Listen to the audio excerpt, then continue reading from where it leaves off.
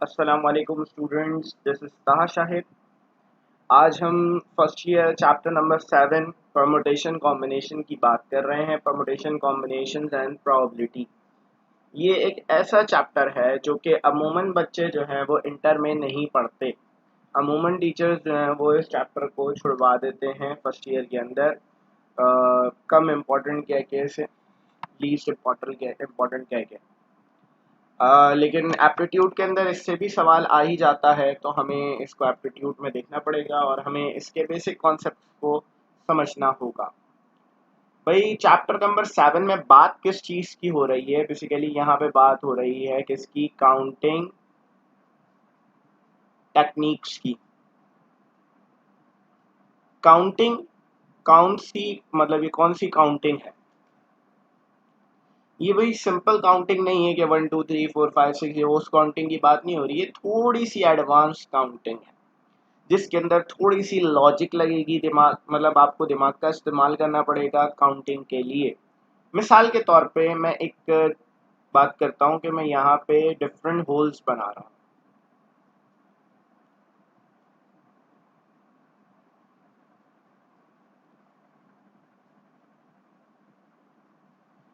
अब जो मैंने जितने यहाँ पे होल्स बनाए हैं ये काउंटेबल हैं, हम इनको काउंट कर सकते हैं डायरेक्ट ऐसे। 1 2 3 4 5 6 7 8 9 10 11 12 13 14 15 16 होल्स हैं। हमने इस तरीके से इसको काउंट कर लिया। लेकिन काउंटिंग टेक्निक्स जो है वो इस काम को और आसान करती है। मैंने क्या करा, एक एक वैल्यू को काउंट करा। काउंटिंग टेक्निक्स ने काम को आसान किया। कैसे भाई? उसने बोला भाई कि यहाँ पे कितनी रॉस मौजूद हैं। ये एक रॉ है, ये दूसरी रॉ है, तीसरी रॉ है और ये चौथी रॉ है। तो यहाँ पे 4 रॉस मौजूद हैं। यहाँ पे कितने कॉलम्स मौजूद हैं? यहाँ पे 4 कॉलम्स मौजूद हैं। सही है। 4 रॉज हैं, 4 कॉलम्स हैं, इनकी तादाद हम डायरेक्ट निकाल सकते हैं। किस तरीके से भाई? 4 मल्टीप्लाई बाय 4, मतलब दोनों को मल्टीप्लाई करा देंगे तो हमारे पास 16 होल्स आ जाएंगे। तो एक रास्ता ये था कि मैंने एक एक वैल्यू को काउंट किया। दूसरा रास्ता ये कि मैंने नंबर ऑफ रॉज देखी, नंबर ऑफ कॉलम्स देखे और इनको आपस में मल्टीप्लाई करा दिया। सही है। इसी तरीके से एक सवाल की हम बात करेंगे काउंटिंग टेक्निक्स के हवाले से। अब ये सवाल क्या कह रहा है जरा देखते हैं।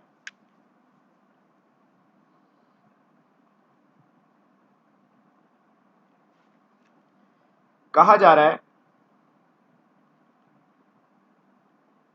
हबीब has 3 books.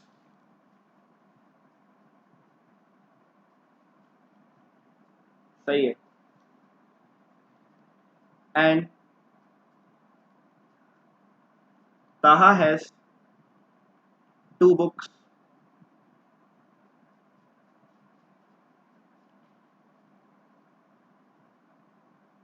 In how many ways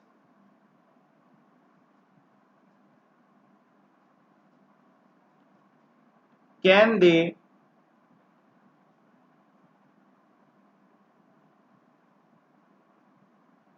exchange a book? कह रहे हैं ताहा हबीब के पास 3 बुक्स हैं, ताहा के पास 2 बुक्स हैं। हबीब के पास जो है वो 3 बुक्स हैं, ताहा के पास 2 बुक्स हैं। कह रहे हैं ये अपनी बुक्स कितने तरीकों से चेंज कर सकते हैं, मतलब एक बुक कितने तरीकों से चेंज कर सकते हैं। अब बात को समझिएगा। ये जो 3 बुक्स है ना हबीब के पास, इन 3 बुक्स को मैं नाम दे रहा हूँ। एक है H1, एक है H2 और एक है H3। और ताहा के पास जो 2 बुक्स है ना, इनको मैं नाम दे रहा हूँ T1 T2 का। ताहा के पास 2 बुक्स हैं, हबीब के पास जो है वो 3 बुक्स हैं। अब कहा जा रहा है कि ये बुक्स कितने तरीकों से एक्सचेंज कर सकते हैं। बात को समझिएगा। अब मैं यहाँ पे ऑल पॉसिबिलिटीज लिखने की कोशिश करता हूँ। बेटा हबीब की ये वाली बुक H1 और ताहा की पहली बुक, हबीब ने अपनी पहली बुक ताहा को दे दी और ताहा ने अपनी पहली बुक हबीब को दे दी। हो सकता है कि एक्सचेंज इस तरीके से हो, H1 और T1, मतलब हबीब की पहली बुक ताहा के पास जाए और ताहा की पहली बुक हबीब के पास जाए, या फिर हबीब की पहली बुक जाए ताहा की दूसरी बुक चली जाए। सही है। अब मैं बता रहा हूँ कि कितनी पॉसिबल रिजल्ट्स बन सकते हैं। तो हमें इन H1, H2, H3 और T1, T2 इन तमाम वैल्यूज के पॉसिबल रिजल्ट्स देखने हैं। हो सकता है कि हबीब की दूसरी बुक जाए, ताहा की जो है पहली बुक चली जाए, क्योंकि हमें ऑल पॉसिबिलिटीज देखनी है कि हमारे पास क्या क्या रिजल्ट्स आ सकते हैं, क्या क्या ऑप्शंस है हमारे पास। हबीब की दूसरी बुक ताहा की दूसरी बुक हो सकता है एक्सचेंज हो जाए, इसी तरीके से हबीब की तीसरी बुक या फिर ताहा की पहली बुक एक्सचेंज हो जाए, या फिर हबीब की दूसरी बुक ताहा की हबीब की तीसरी बुक और ताहा की दूसरी बुक एक्सचेंज हो जाए। तो ये रिजल्ट्स हो सकते हैं हमारे पास कि H1 और T1 एक्सचेंज हो आपस में, H1 और T2 आपस में एक्सचेंज हो, इस तरीके से। मतलब आपके पास हबीब भी यहाँ पे मौजूद है और ताहा भी मौजूद है। मतलब आपने क्या करा भाई, ताहा की हो सकता है T1 किताब हबीब को दे दी, हबीब ने अपनी H1 किताब ताहा को दे दी, तो एक रिजल्ट क्या बन गया आपके पास, H1 और T1। हो सकता है कि ताहा ने अपनी पहली बुक हबीब को दे दी लेकिन हबीब ने अपनी दूसरी बुक दे दी उसे। सही है। T1 H2 ये दोनों आपस में एक्सचेंज हो गए। तो आपको समझ आ रहा है ना किस तरीके से रिजल्ट बन रहे हैं। इसमें हम एक डायग्राम भी बना सकते हैं जिसको हम ट्री डायग्राम कहते हैं। H1 लिखा आपने, H2 लिखा आपने, H3 लिख दिया।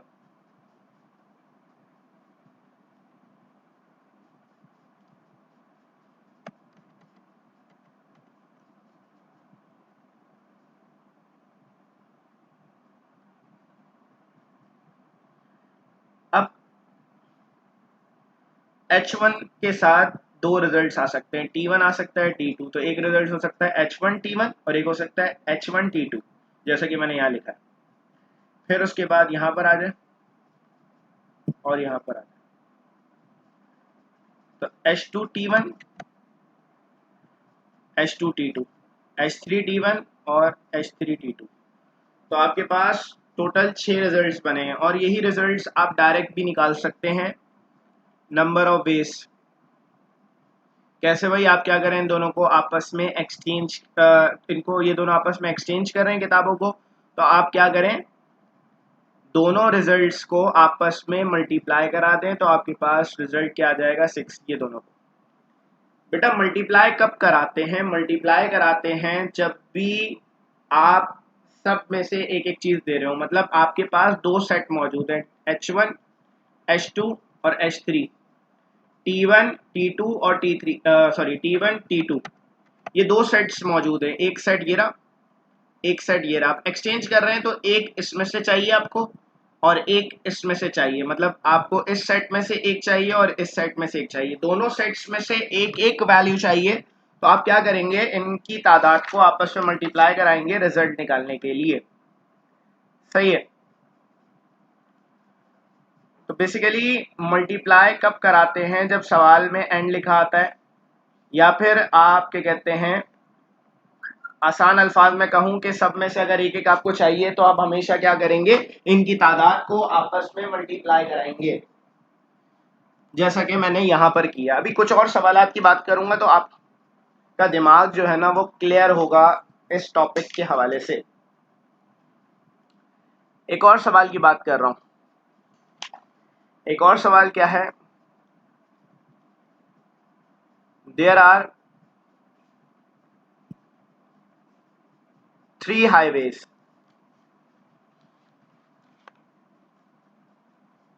From city A to B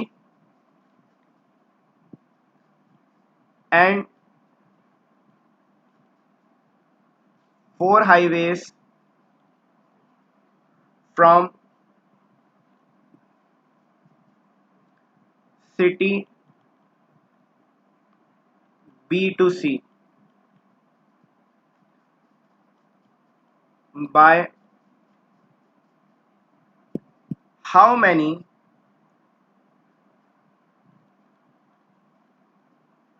different routes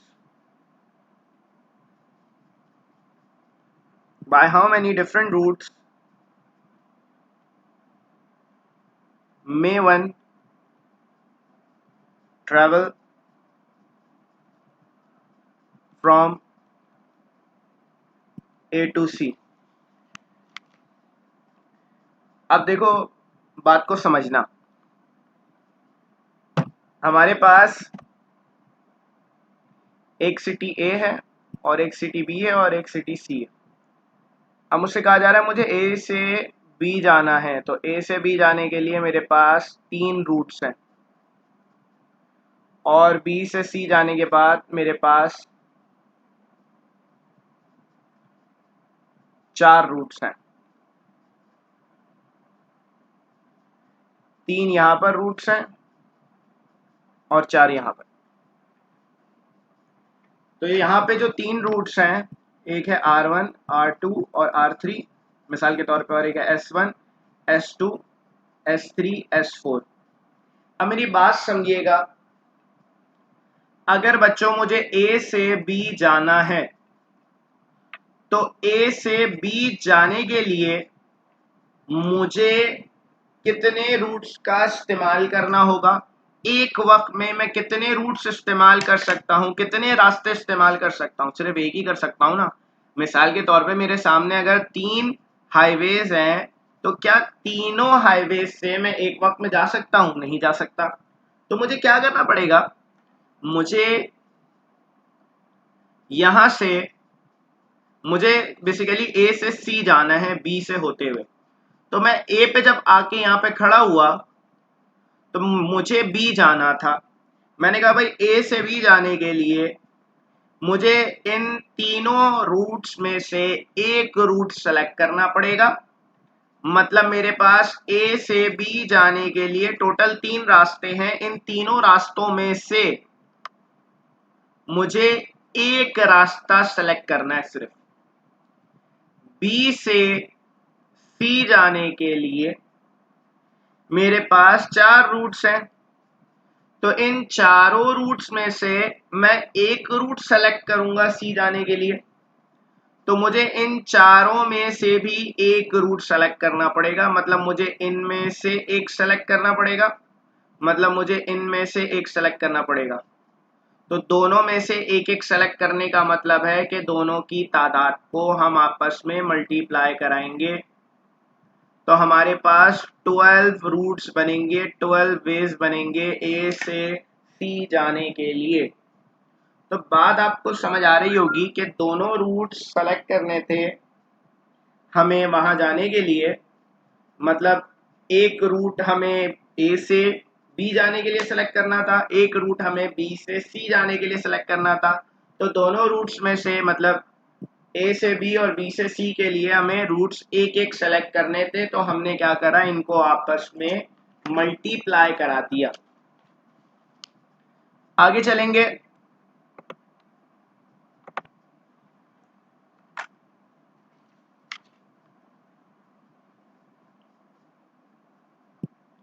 कुछ और चीजों की बात करेंगे।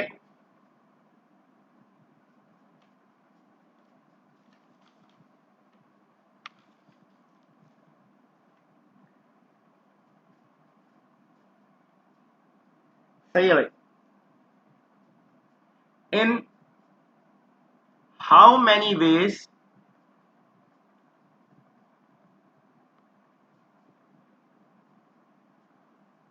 सारा take one apple, one orange and one mango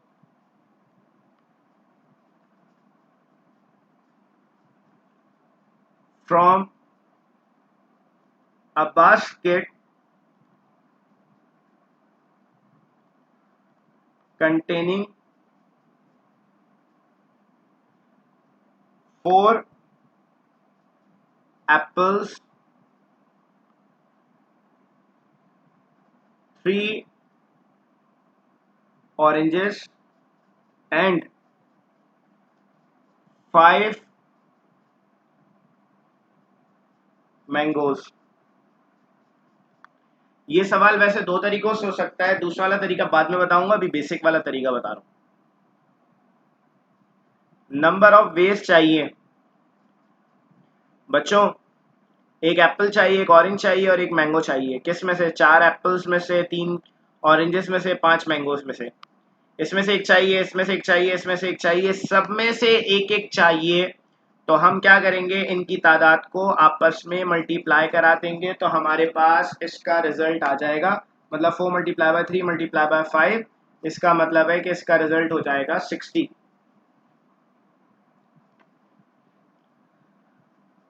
तो काउंटिंग टेक्निक्स के अंदर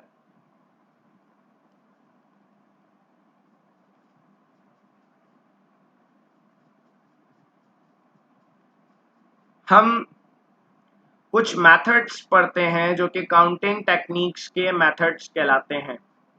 वो मेथड कौन कौन से हैं? परमुटेशंस, कॉम्बिनेशंस,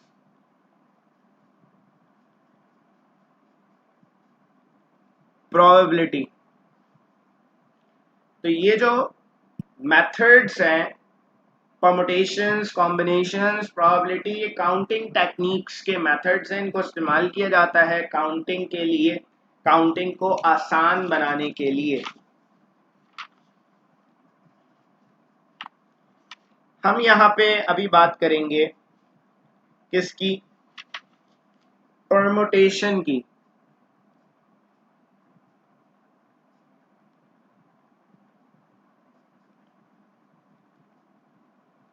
परमुटेशन क्या चीज है और इसका इस्तेमाल क्यों किया जाता है?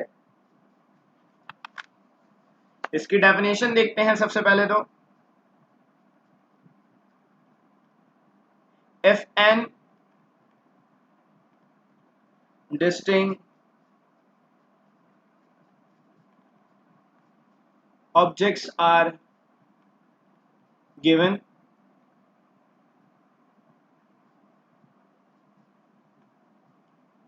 and we have to arrange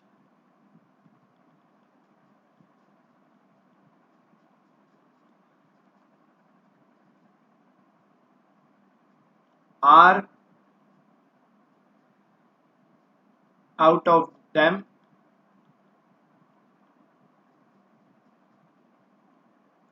at a time,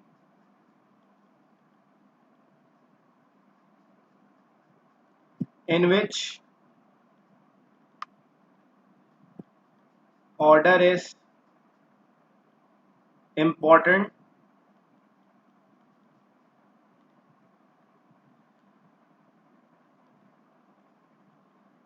such an arrangement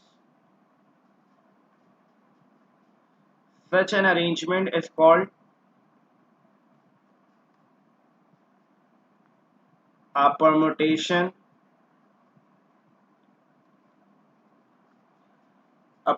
of n objects taking R at a time। Basically permutation क्या चीज है? परमुटेशन है अरेंजमेंट, कि हम चीज़ों को कितने तरीकों से अरेंज कर सकते हैं, ये बात हम मालूम करते हैं परमुटेशन के मेथड से।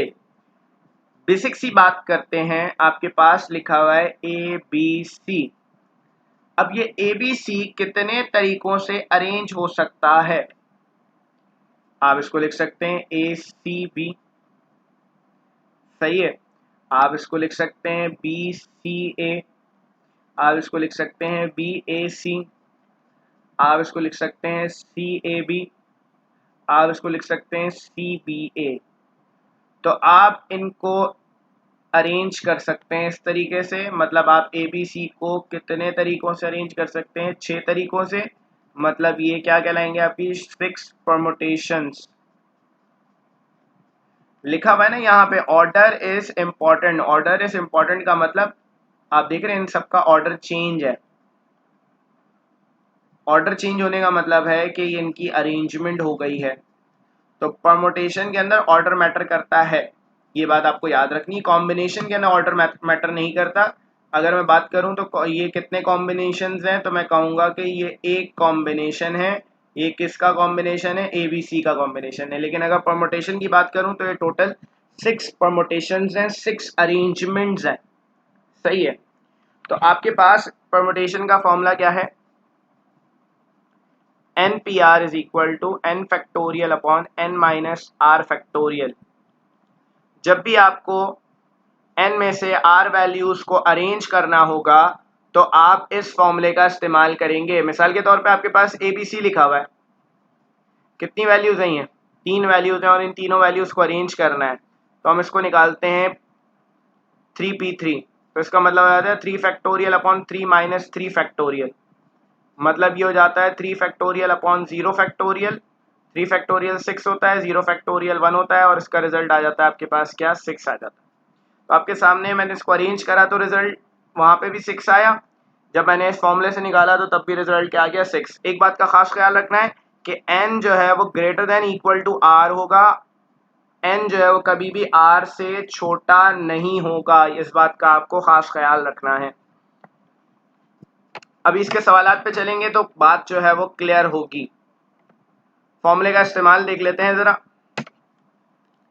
अगर आपके पास आप टेस्ट विदाउट कैलकुलेटर, मतलब कहीं का टेस्ट दे रहे हैं जहाँ पे विदाउट कैलकुलेटर की बात हो रही है, तो आपको जो है वो ये रिजल्ट्स याद करने पड़ेंगे। 0 फैक्टोरियल बच्चों 1 के बराबर होता है, ये बात आपको खास तौर पे याद रखनी है।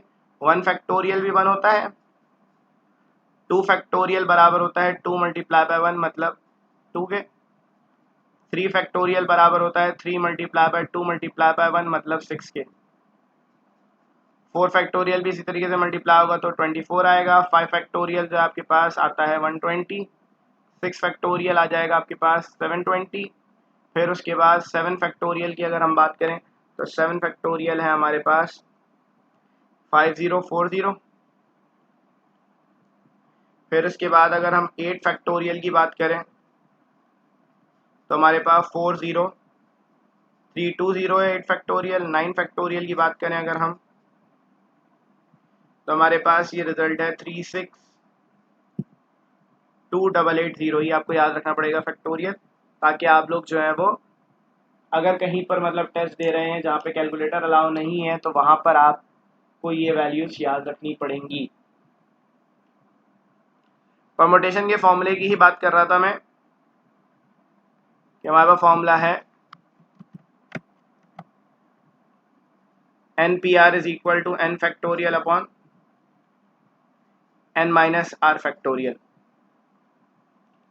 अगर मैं r की जगह 0 रख देता हूं तो ये हो जाएगा n factorial upon n minus 0 factorial. तो ये आ जाएगा n factorial upon n factorial, तो रिजल्ट आ जाएगा 1। फिर उसके बाद NP1 की अगर बात करूं तो ये हो जाएगा n factorial upon n minus 1 factorial. बेटा नीचे वाली वैल्यू छोटी है क्योंकि -1 आ रहा है नीचे, और ऊपर वाली वैल्यू बड़ी है, तो ऊपर वाले फैक्टोरियल को खोलेंगे n multiply by n minus 1 factorial खोलेंगे, ताकि ये नीचे वाला जो फैक्टोरियल है ये कैंसिल हो जाए इससे। इसी तरीके से अगर NP2 आ जाए आपके पास तो NP2 का मतलब क्या होता है, NP2 का मतलब ये है कि n factorial divided by r, यहाँ पे 2 के बराबर है, ये हो जाएगा n माइनस 2 फैक्टोरियल। जिसका मतलब क्या है आपके पास ऊपर n into n minus 1 into n minus 2, ऊपर वाली वैल्यू को खोलेंगे कहाँ तक, अब 2 तक खोलेंगे। फैक्टोरियल को कैसे खोलते हैं, n लिखते हैं फिर उसमें से एक कम कर देते हैं, फिर इसमें से एक कम कर देते हैं, जहां पर रोकना होता है वहां फैक्टोरियल की साइन लगा देते हैं,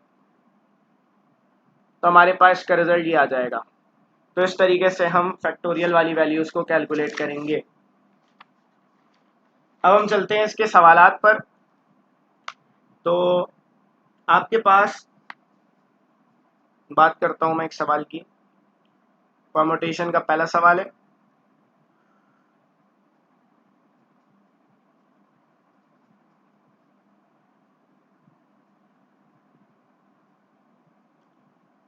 कहा जा रहा है 4 persons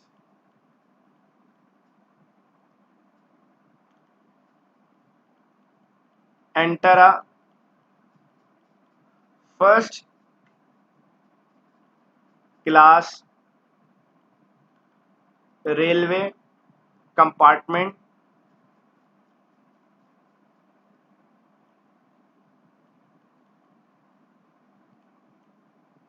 in which there are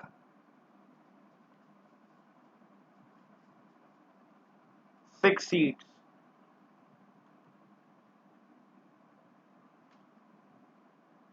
In how many ways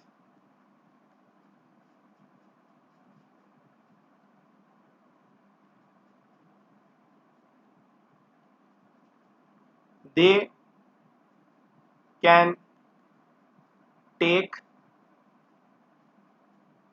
their seats? Railway compartment में 4 पर्सन्स एंटर हुए, सामने 6 सीट्स हैं, कितने तरीकों से वो बैठ सकते हैं सीट्स पर।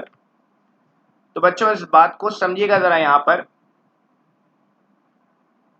मेरे पास है 4 लोग, 4 डब्बे बना लिए, 4 लोगों को रिप्रेजेंट कर रहे हैं। पहला बंदा जब कंपार्टमेंट के अंदर घुसा तो उसके सामने कितनी सीटें मौजूद थीं? सही है, जैसे ही पहला बंदा अंदर एंटर हुआ तो उसके सामने थी 6 सीटें। सही है। अब ये जो पहला इंसान है, ये पहला जो आदमी है, जो भी है, ये इन 6 सीटों में से किसी एक सीट पर बैठेगा। सही है। तो ये 6 सीटों में से किसी एक सीट पे बैठेगा, लाजमी सी बात है। अब ये जो 6 सीटें हैं, मैं मिसाल के तौर पे कहता हूँ, एक है A B C D E F, ये 6 सीटें। हो सकता है ये ए पे बैठ जाए, हो सकता है बी पे बैठ जाए, हो सकता है सी पे, हो सकता है डी पे, हो सकता है ई पे, हो सकता है एफ पे। आप ये बात तो वाज़ेह तौर पे नहीं कह सकते ना कि ये ए पे ही बैठेगा। एक बंदा एंटर हुआ, उसके सामने 6 सीटें थी, अब जरूरी थोड़ी कि वो पहली सीट पे ही बैठे, जरूरी थोड़ी कि वो दूसरी सीट पे ही बैठे। तो उसकी मर्जी है, वो किसी भी सीट पे बैठ सकता है, पहली पे बैठे, दूसरी पे बैठे, तीसरी पे बैठे, चौथी पे बैठे, किसी पे ही बैठ सकता है। तो जब वो एंटर होगा तो उसके सामने कितनी चॉइसेस मौजूद होंगी? 6 चॉइसेस मौजूद होंगी। जितनी चॉइसेस है ना, वो असल में यहाँ पे रिजल्ट होता है। 6 चॉइसेस मौजूद होंगी। मिसाल के तौर पे वो ए सीट पर बैठ गया, जब पहला एक सीट पर बैठ जाएगा तो आने वाले अगले बंदे के लिए कितनी सीट्स रह जाएंगी बच्चों? 5 सीट्स रह जाएंगी। वो 6 में से किसी एक पे बैठ गया, मिसाल के तौर पे इस पे बैठ गया। अब कौन कौन सी रह गई? B C D E F रह गई। तो इसके लिए 5 सीटें रह जाएंगी। जब ये पांचों में से किसी एक पे बैठ जाएगा तो अगले के लिए 4, और ये चारों में से किसी एक पे बैठ जाएगा तो अगले के लिए 3 सीटें रह जाएंगी। इनको अगर हम मल्टीप्लाई करा देंगे तब भी इनका रिजल्ट हमारे पास आ जाएगा। ऐसे बॉक्स बना के भी हम इसको सॉल्व कर सकते हैं।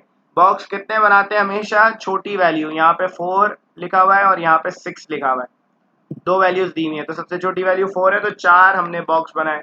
6 मल्टीप्लाई 5 मल्टीप्लाई 4 मल्टीप्लाई बाय 3, तो ये आ गया आपके पास 360। तो परम्यूटेशन को बेसिकली डील किया जाता है स्लॉट मेथड से भी। ये जो मेथड मैंने यहाँ किया है, ये स्लॉट मेथड है। इसमें भी अरेंजमेंट हुई है। 6 में से एक पे बंदा अरेंज हो गया, मतलब एक पे बैठ गया, दूसरे पे बैठ गया, तीसरे पे बैठ गया, चौथे पे। जैसे मैंने कहा A B C D E F, हो सकता है पहला ए पे बैठ जाए, दूसरा बी पे, तीसरा सी पे, और चौथा जो है वो डी पे बैठ जाए। हो सकता है कि पहला जो है वो बी पे बैठे, दूसरा ए पे बैठे, तीसरा सी पे बैठे, चौथा डी पे बैठ जाए। इसी तरीके से बहुत सारी पॉसिबिलिटीज हो सकती हैं। सही है। तो बच्चों अरेंजमेंट की बात हो रही है यहाँ पे, ये सवाल परमुटेशन का है। दूसरा रास्ता इस सवाल को सॉल्व करने का ये है कि एन क्या है? बड़ी वैल्यू 6, आर क्या है? छोटी वैल्यू जो कि है आपके पास 4। आपको 6 में से 4 लोगों को अरेंज, मतलब 6 सीटों पे 4 लोगों को अरेंज करना है, तो आप क्या करेंगे? 6p4 लगाएंगे। 6p4 का मतलब है 6 factorial upon 6 minus 4 factorial. 6 factorial मतलब 720, 6 माइनस 4 का मतलब 2 फैक्टोरियल, 2 फैक्टोरियल का मतलब 2 आएगा। तो इसका मतलब रिजल्ट क्या आ जाएगा 360। वही रिजल्ट यहाँ पर भी आ गया। उम्मीद है कि ये बात तो आपको समझ आई होगी। आगे के और कुछ सवालात पे चलेंगे।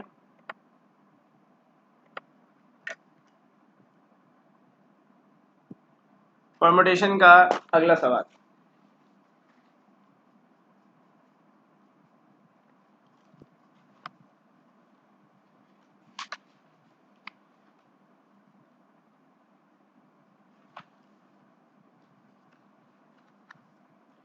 कहा जा रहा है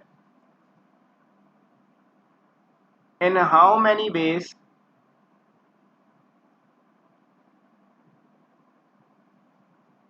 can a cricket 11 can a cricket 11 choose a captain, a vice captain and a wicket keeper।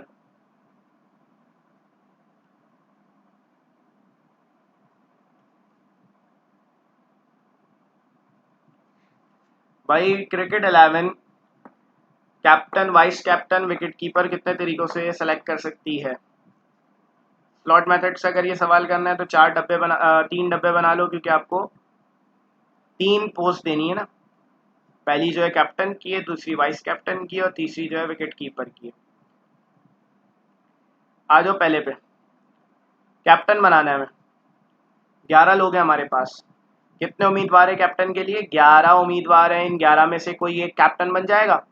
11 में से एक कैप्टन बन गया तो बच कितने गए? 10 बच गए। 10 में से कोई एक वाइस कैप्टन बनेगा, क्योंकि एक अगर कैप्टन बन गया तो बेटा वो ही बंदा वाइस कैप्टन तो नहीं बन सकता ना। मतलब 11 में से एक बंदे को कैप्टन बना दिया तो हम उसको हटा देंगे। अब कितने रह जाएंगे? 10। वाइस कैप्टन 10 में से कोई एक बनेगा। अब 10 में से एक वाइस कैप्टन बन गया तो विकेट कीपर, मतलब 10 में से एक वाइस कैप्टन बन गया तो यहाँ पे एक कम हो गया, क्योंकि अब एक वाइस कैप्टन बन चुका है। अब कितने रह गए? अगले में 9 रह गए। तो हमारे पास इसका रिजल्ट यहाँ पर आ जाएगा ऐसे, 11 मल्टीप्लाई बाय 10 मल्टीप्लाई बाय 9। तो इसका रिजल्ट आ जाएगा 990। तो बेटा वैसे लोगों के दिमाग में सवाल आता है कि सर कैप्टन भी तो विकेट कीपर बन सकता है ना, तो यहाँ पे ऐसी कोई बात नहीं कही हुई थी। तो हम ये एज्यूम करेंगे कि सबको अलग अलग पोस्ट देनी है, मतलब 3 अलग अलग बंदों को अलग अलग पोस्ट देनी है। दूसरा रास्ता इस सवाल को सॉल्व करने का कि आपके पास कितने टोटल लोग हैं? 11। कितने चाहिए, उनमें से कितनों को अरेंज करना है, कितनों को प्रायोरिटी देनी है? 3 को, क्योंकि आपको 3 क्या कहते हैं पोजीशंस देनी है। बेटा एक बात याद रखिएगा, जहाँ पे आपको लगे ना सवाल में कहीं पर फड्डा होगा, फड्डा हो सकता है ना। हम यहाँ पे 11 में से 3 लोगों को अलग अलग पोजीशन दे रहे हैं। भाई जो कैप्टन बन रहा है, मिसाल के तौर पे कैप्टन बन गया तो वाइस कैप्टन जेलस होगा कि भाई ये कैप्टन क्यों बन गया, मुझे कैप्टन बनना चाहिए था। या फिर हो सकता है कि विकेट कीपर जेलस होगा, बोलेगा कि नहीं मुझे जो है मुझे कैप्टन बनना चाहिए था, ये क्यों बन गया। तो इसका मतलब क्या है? इसका मतलब ये है कि यहाँ पे फड्डा हो जाएगा। जहां पे पट्टा हो जाए वहां पे आपको लगाना है परमोटेशन। 11p3 आपके पास रिजल्ट आएगा 11 फैक्टोरियल अपॉन 11 माइनस 3 फैक्टोरियल, जो कि हो जाएगा आपके पास 11 फैक्टोरियल डिवाइडेड बाय 8 फैक्टोरियल। ऊपर वाली वैल्यू को खोलेंगे, 11 फैक्टोरियल को खोलेंगे तो उसमें से एक कम कर दिया 10, फिर इसमें से एक कम कर दिया 9, फिर इसमें से एक कम करा तो 8 बन गया। नीचे भी 8 फैक्टोरियल मौजूद है, दोनों कैंसिल हो गए, तीनों को मल्टीप्लाई करा देंगे, 990 हमारे पास इसका रिजल्ट आ जाएगा। फिर उसके बाद आगे चलेंगे।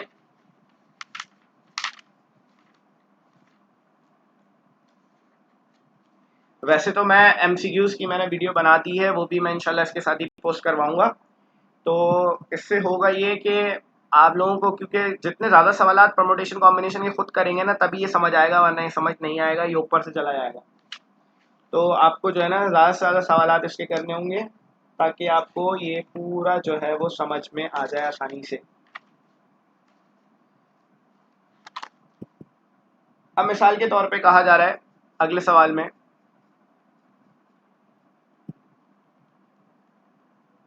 Three prizes are offered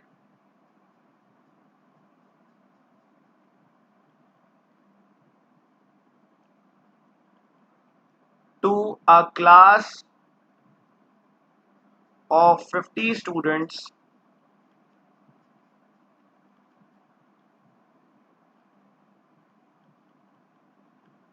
in how many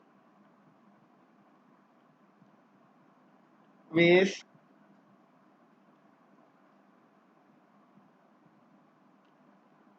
can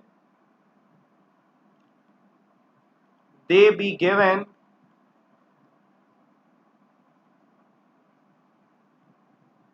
if they are the first,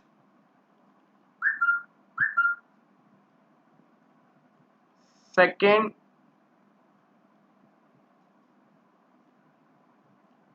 and third prizes for proficiency in the same subject। तो यहाँ पे सेम सब्जेक्ट की बात हो रही है कि सेम सब्जेक्ट के लिए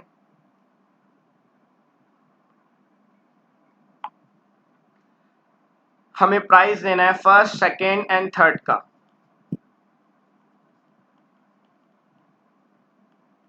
बेटा फर्स्ट सेकेंड थर्ड का प्राइस मतलब देना है आपको तो फट्टा होगा, समझ लें।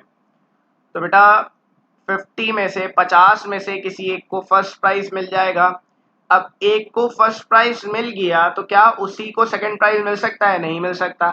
एक को फर्स्ट प्राइज मिल गया तो वो निकल गया काउंटिंग से, 50 में से एक कम हो गया मतलब 49। 49 में से किसी एक को सेकंड प्राइज मिल गया, उसको निकाल दिया, अगले के लिए कितने बच गए? 48। इनको मल्टीप्लाई करा देंगे तो आपके पास इसका रिजल्ट आ जाएगा 50 मल्टीप्लाई बाय 49 मल्टीप्लाई बाय 48। तो हमारे पास इसका रिजल्ट आ जाएगा 117600, जिसको हम परमुटेशन से भी सॉल्व कर सकते हैं। 50p3 से सॉल्व करेंगे तो हमारे पास इसका रिजल्ट भी यही आएगा। तो मैं क्लास को आज यहीं पर ही ख़त्म कर रहा हूँ क्योंकि मेरी तबीयत बेहतर नहीं है। हम इंशाल्लाह नेक्स्ट क्लास के अंदर ज़्यादा जो इसको कवर कर लेंगे।